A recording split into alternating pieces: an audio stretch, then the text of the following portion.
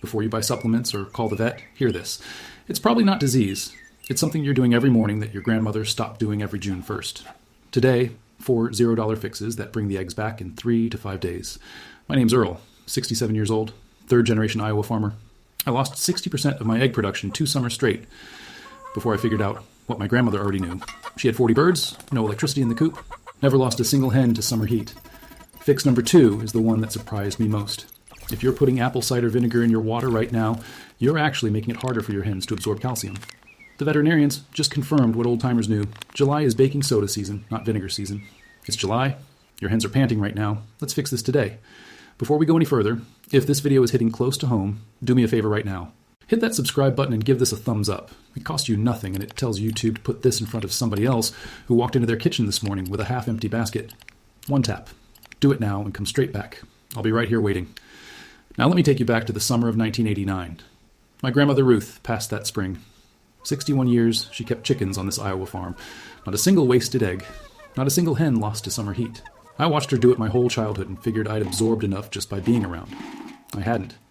Every year on the first day of June, without fail, before her morning coffee, my grandmother did 3 things. She moved the water out of the sun, she switched the main feeding to early morning and evening, and she hung a bundle of fresh peppermint at the coop door. I thought it was old woman habit, superstition dressed up as routine. So when I took over her flock that first summer, I kept my own schedule. Same feeding times I'd used all spring. Waterer where it had always been, no peppermint. By July, I was down to 11 eggs a day from 40 hens. Margaret walked in with that basket, looked at me, and didn't say a word. Just set it on the table and went back to the stove. 11 eggs from 40 hens. I told myself it was the heat, and it would pass. Second summer, same thing. 2 years of stubborn. Then I drove over to see Pete, my granddaddy Cal's old neighbor, 80 years old at that point, been keeping chickens since before I was born. He listened to my whole sorry story without interrupting once. When I finished, he looked at me and said just one thing. Earl, what did your grandmother do every June 1st? I drove home, went straight to her notebook, read every word.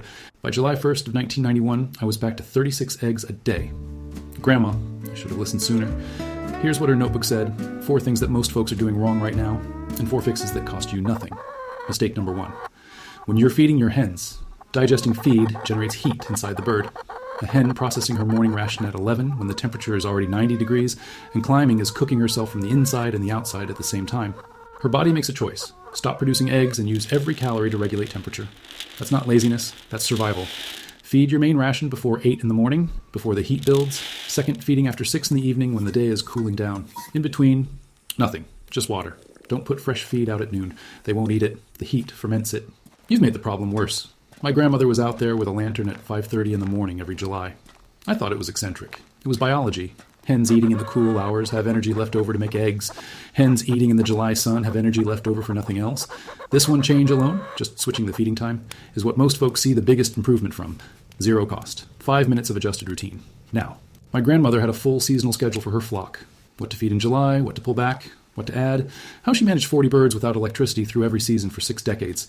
That notebook is part of what Margaret and I put together in the bundle, along with everything my grandfather Cal learned about cattle and pasture, everything Bob Hennessy showed me about rotational grazing, everything Henry Carlson passed on about tornado prep, and everything Walt taught me about keeping animals through drought. 10 ebooks, over 100 methods that were almost lost. The link's right below this video. We'll come back to that. Right now, let's keep going. Mistake number 2, and this is the one that hit me hardest. Apple cider vinegar. You've read about it. Good for gut health, good for the immune system, good for production. And every bit of that is true. October through May, I use it every week without fail. It's a good tool. But in July, it's the wrong tool.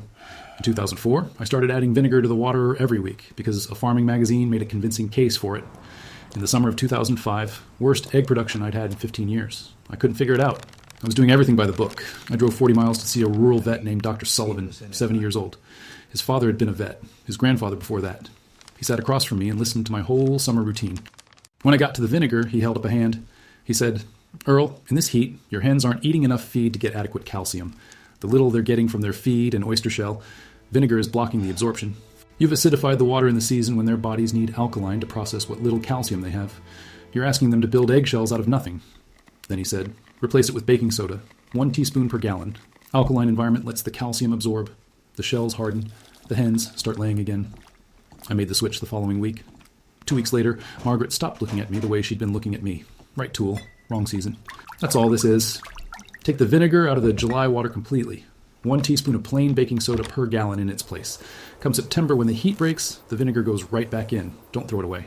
Put it in the cabinet for 2 months. That's all. Mistake number 3, where your water is sitting. A metal or plastic water sitting in direct afternoon sun in July reaches temperatures between 100 and 110 degrees. That's not water. That's tea. Your hens walk over, take 1 sip, and walk away. A hen that doesn't drink doesn't lay. I did this wrong for years because I placed the water in a decent spot in April and never thought about it again. By July, the sun angle had changed. The tree I was counting on for afternoon shade wasn't covering it anymore. I didn't notice because I wasn't looking. Walk out to your coop when this video is done and check where your water sits at 2 in the afternoon. If it's in direct sun, move it to permanent shade. That's a 5-minute job. It might be the most important 5 minutes you spend this summer. Second part, keep 2 or 3 plastic bottles of water in your freezer. Every morning, and again at noon, drop 1 in the water. Cool water for 3 to 4 hours. Your hens drink, hydrated hens lay. Fill the water all the way up while you're at it. A full waterer loses heat slower than a half-empty one. Small thing. Matters in July. Mistake number 4, the fan. Adding a fan to a hot coop is generally the right call, but point it directly at your hens and you've created a new problem. A bird in heat stress is already fragile. Direct airflow on her body can cause respiratory strain and compound the heat management problem instead of solving it. Point the fan at the opposite wall or up toward the ceiling. You're not trying to blow wind on the hens. You're trying to move the hot, stagnant air out and let cooler outside air in. Circulation, not wind tunnel. My grandmother had no fan. She had 2 windows on opposite walls that she propped open every June morning. Cross ventilation, hot air out one side, cooler air in the other. Same principle, no electricity. If your coop has 2 windows, even 1 window and a vent, open both this afternoon. Now let me give you the full summer medicine kit, the homemade electrolyte. 1 gallon of clean water, 1 tablespoon of sugar, 1 teaspoon of plain salt, 1 teaspoon of baking soda. Offer this during heat waves, when it's running above 90 degrees for 3 or more consecutive days. Not every day as a routine. During the heat events. That's when you reach for it. Here's the trick that makes it even better. Mix the electrolyte, pour it into ice cube trays, freeze overnight. Drop those cubes directly into the waterer. Your hens get electrolytes and cold water at the same time. My grandmother had a cold spring on the property and she carried buckets from it every July morning. The principle is identical. One thing not to use. Sports drinks made for humans. Gatorade, Powerade, any of those. The mineral proportions are formulated for a 200-pound person. Your 6-pound hen doesn't need what a linebacker needs. Stick to the 4-ingredient recipe, the watermelon rule. At 10 or 11 in the morning, when your hens aren't interested in touching their feed, don't fight the heat. Take a cold half slice of watermelon from the refrigerator and put it in the coop. Watermelon is 92% water with natural sugars and minerals. Hens eat it when they won't touch anything else. It hydrates them, gives them energy, and keeps the flock moving and engaged when the heat wants to shut everything down. A small watermelon feeds 20 hens for 2 to 3 days and costs $2. The peppermint my grandmother hung at the coop entrance. I dismissed this for years. Then I read what the researchers documented. Peppermint repels insects naturally, supports respiratory function in hot conditions, and some evidence suggests it helps birds regulate body temperature. Whether the last part is fully settled science or not, I can tell you what I've observed over 30 summers. Coops, where I've used fresh peppermint in July, have more active, less stressed birds, and it costs me nothing.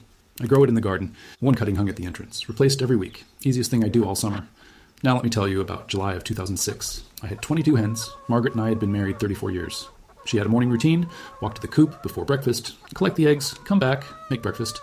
The kind of thing that gets woven into the shape of a day so completely you stop noticing it. In July of 2006, she came back with 5 eggs. She set the basket on the kitchen table and walked back to the stove without a word. 5 eggs from 22 hens. I sat there looking at them for a long time. That was the summer I finally got serious. I went back to Grandmother Ruth's notebook, read every word she'd written about July, implemented everything. By August, I was back to 18 eggs a day. When Ruth died in 1989, she left that notebook behind. 78 recipes and seasonal notes in her handwriting, soft at the spines, stained with 40 years of kitchen work. Her June 1st chicken rules were on page 31. Margaret and I spent 2 years going through every notebook in this family.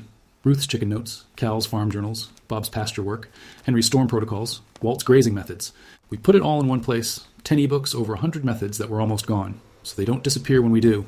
The full summer flock protocol is in there, seasonal feeding calendars, the electrolyte recipe, the peppermint sourcing schedule, everything Ruth wrote down updated for the way we farm today. The link is right below this video, right under the subscribe button.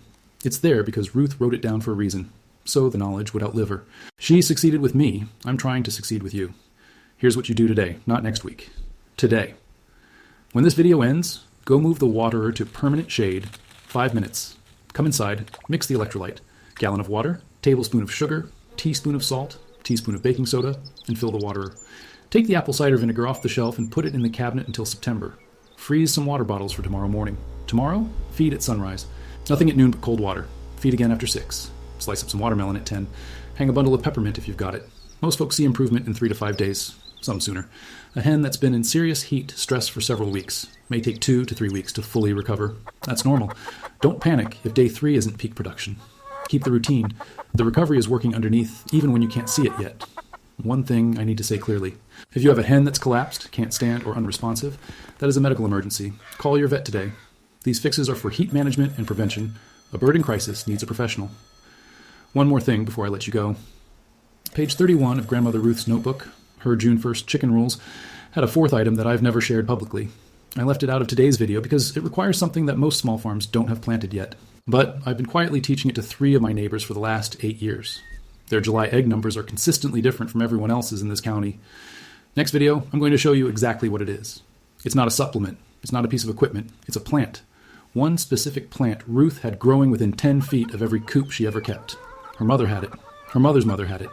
And it disappeared from every homesteading guide written after 1960. When you hear what it does to laying behavior in July heat, you're going to wonder how we forgot it. Watch for that one. And before you close this, if your garden is overflowing right now and you don't know what to do with all of it, the video I put out last week is the one you need to watch right after this. Tomatoes splitting on the vine, zucchini the size of your forearm, cucumbers you can't eat fast enough. Most folks throw away 40-50% of what they grew because they don't know the 3 methods that turn a July garden into a full winter pantry. No freezer, no fancy equipment, no money. My grandmother had 200 jars on her pantry shelf by August every single year. 200. I'll show you exactly how she did it. That video is linked right here. Watch it next, subscribe, thumbs up.